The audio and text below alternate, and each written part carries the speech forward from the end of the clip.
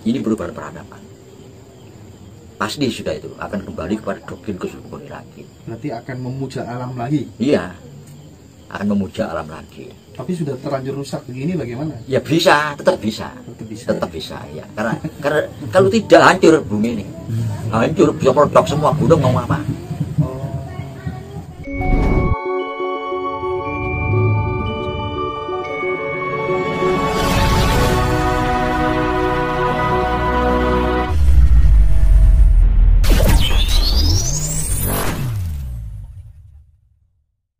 Ya. Tentang perubahan lagi. Jadi dari kosmogoni ke humanisme ya. Sekarang kalau kita bicarakan tentang perubahan peradaban yang akan terjadi. Ini kan. Jadi dengan goro-goro ini akan terjadi perubahan peradaban. Ini kalau disampaikan secara luas ya. Luas. Kalau dipersempit ya nanti akan munculnya Saint-Tropez, akan munculnya Ratu Adil, akan mulai tanda-tanda kebesaran kita, kembalinya jati diri. Nah kalau ini diperlebar, pengertian perubahan peradaban. Nah, yang sudah sering saya sampaikan bahwa perubahan peradaban di sini itu yang menyangkut kiblat. Yang tadinya manusia itu kiblatnya kepada Eropa Barat, sekarang berubah. Kiblat peradaban itu. Ini pengertian saya ya. Ya mungkin dengan beberapa kawan bahwa pengertian perubahan peradaban itu kiblat dan dasar. Jadi kita kembali kepada kosmogoni lagi. Ini pengertiannya. Jadi setelah kita ribuan tahun ya konsentrasi kepada alam, atas berubah dengan lahirnya humanisme, Aufklärung, Renaissance, itu Aufklärung. Iya, itu kepada nilai-nilai kemanusiaan. Ternyata kebablasan. Demi kemanusiaan alam dikorbankan. Sehingga timbul goro-goro seperti ini. Baik itu berbentuk bencana alam, berbentuk virus. Enggak. Sebentar Mas, sedikit saya bertanya gitu ya. Iya. Apakah kemudian potensi bencana alam di masa atau di tempo yang dulu itu intensitasnya berbeda dengan hari ini, dengan masa kini? Intensitas atau fluktuasi terjadinya bencana alam itu apakah memang berbeda intensitasnya ya antara dulu dengan sekarang?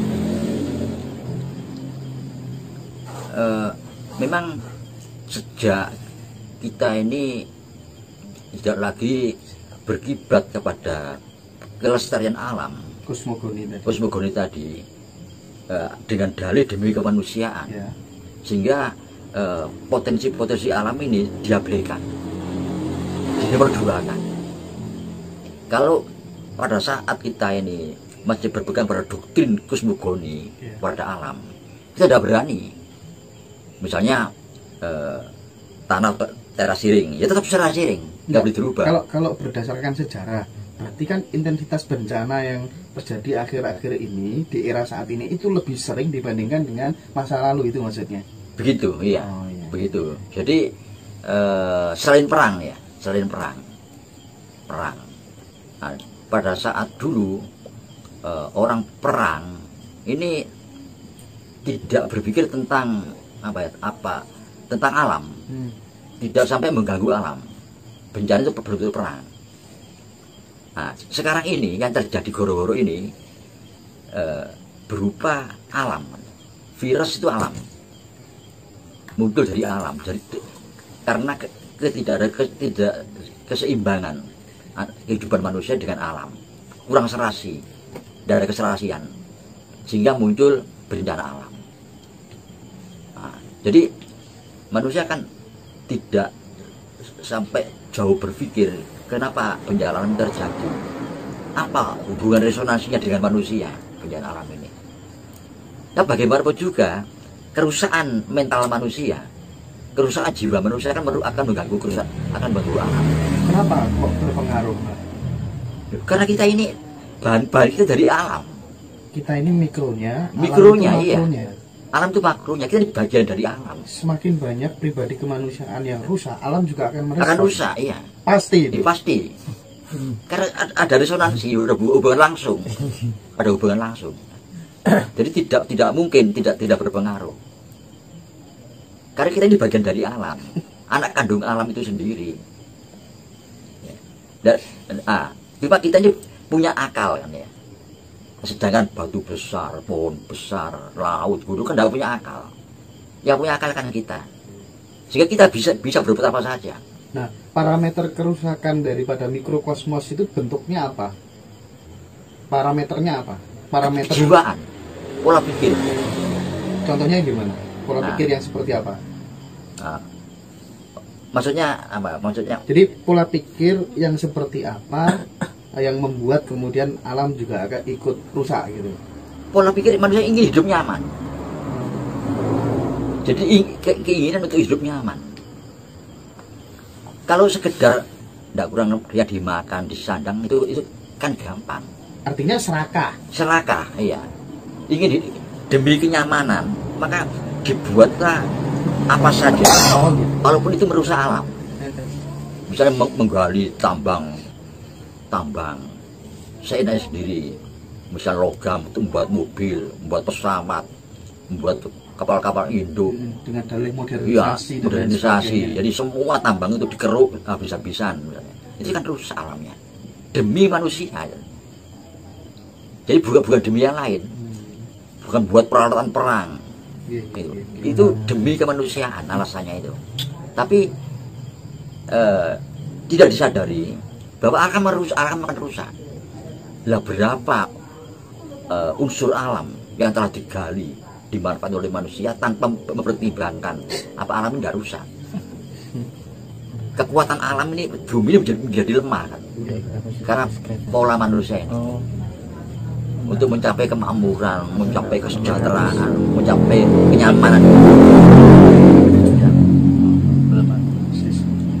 Itu yang dimaksud dengan tidak terpisahnya antara alam dengan manusia.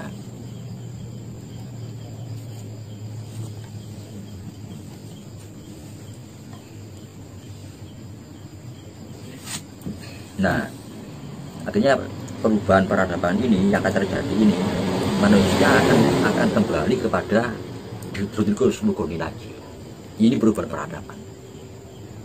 Pasti sudah itu akan kembali kepada doktrin kosmogoni lagi. Berarti akan memuja alam lagi. Iya, akan memuja alam lagi. Tapi sudah terlanjur rusak begini bagaimana? Ya bisa, tetap bisa. Tetap bisa ya. Karena kalau tidak hancur bumi ini, hancur bisa meledak semua gunung mau apa? Sekarang apa ya, logam aja lah yang sudah diambil dari dalam bumi itu untuk kepentingan manusia. Barang-barang dari logam itu sudah berapa juta ton. Coba, apa kekuatan itu yang ada di bumi, apa kekuatan tidak sudah melemah? Unsur logam, unsur apa saja, semua mineral itu digeruk semua untuk kepentingan manusia, demi kemanusiaan, demi kenyamanan hidup manusia. Tapi tidak dipikirkan bahwa alam lemah menjadinya. Itu dari pikiran seperti itu. Ini jadi nilai kemanusiaan kebablasan. Nah, berbeda dengan kita yang diajarkan sejak zaman kuno, zaman Medang, Kauripan, itu kahuripan. Ini nilai kehidupan.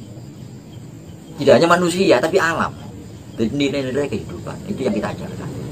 Tetap muncul keseimbangan. Nah, ini menurut prediksi saya bahwa akan kembali manusia itu kepada doktrin kosmogoni lagi.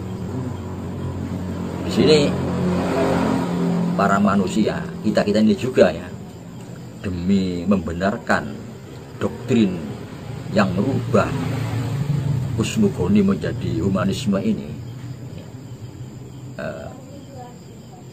kita sampai merubah semua definisi, pengertian, arti dan maksud tujuan dari doktrin kosmogoni itu. Contoh menyembah tadi. Padahal seperti sebetulnya pengertian menembah alam itu jangan diartikan bahwa kita ini seperti menyembah Tuhan, bukan. Tuhan tetap kiblat yang pokok, Maha Pencipta itu, Sang Maha Pencipta itu.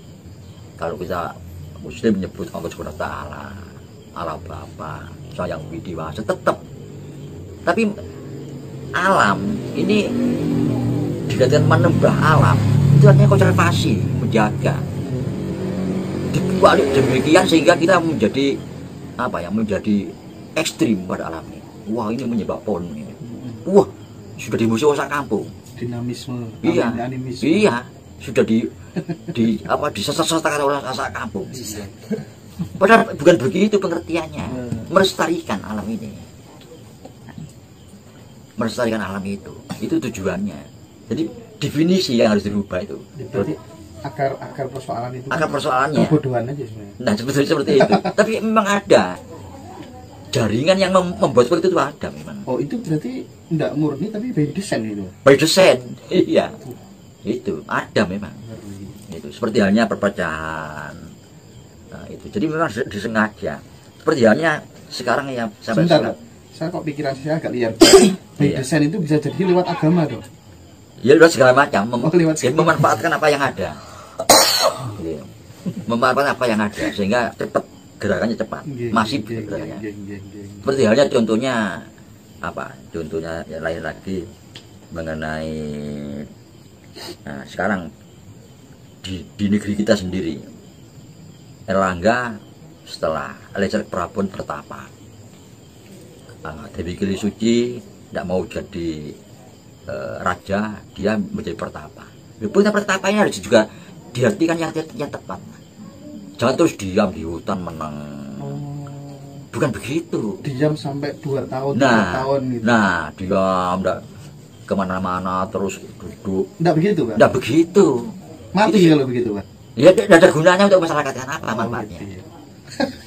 Enggak berguna. Itu sama dengan orang apatis ya, Pak ya? Iya, bukan begitu. Dia mendalami satu ilmu untuk dan memberikan pelajaran. Bukan datang kepada murid-murid, para murid datang pada dia untuk belajar. Dia memperdalam ilmunya dan merenungkan mana yang benar, mana yang salah, ilmu yang telah dipraktekkan waktu dia jadi raja itu kan begitu kan. Jadi pengajar dari Suci tidak mau jadi raja, dia jadi pengajar, jadi guru, jadi dosen. Itu maksudnya tidak bertapa diam di tempat di hutan.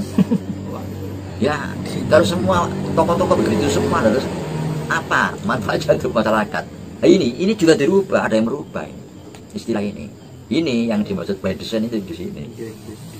Jadi ada gerakan memang merubah pengertian. Ini termasuk menyembah alam. Kalau bahasa Jawanya menembah alam. Itu tidak berarti menyebut seperti pada Tuhan, enggak berarti menduakan Tuhan, mendualismekan Tuhan, tidak, sama sekali tidak. Ya? Iya, berbeda, bukan begitu. Sebetulnya zaman kuno dulu juga begitu. Itu hanya sebatas barangkali bentuk terima kasih kita kepada alam. Iya, agar kita juga dijaga oleh alam. Oh, iya. Kita melayani alam, karena itu kepentingan kita, agar alam ini tenang, membalas ketenangan. Iya. Itu maksudnya begitu. Kausalitas ya. Iya, gunung tidak meletus, tidak ada tsunami, karena kita jaga alam ini. Bukan disembah, hai gunung mohon jangan meletus, bukan begitu, bukan. Nah ini yang harus dikembalikan kepada pengertian lama yang sebenarnya, artinya sebenarnya. Biar terlalu berlarut nggak karuan. Nah, juga tentang simbolis tadi. Nah, simbol itu harus ada. Semua kan kita semua bangsa itu kan pakai simbol-simbol. Bendera pun simbol. Di Amerika ada bintang sekian, itu menunjukkan bahwa ada istilahnya itu negara-negara bagian sekian. Terus di Inggris ada simbolnya singa, maksudnya apa? Ada Garuda, itu kan begitu ya. kita pakai simbol Bhinneka Tunggal Ika, Garuda, itu kan simbol.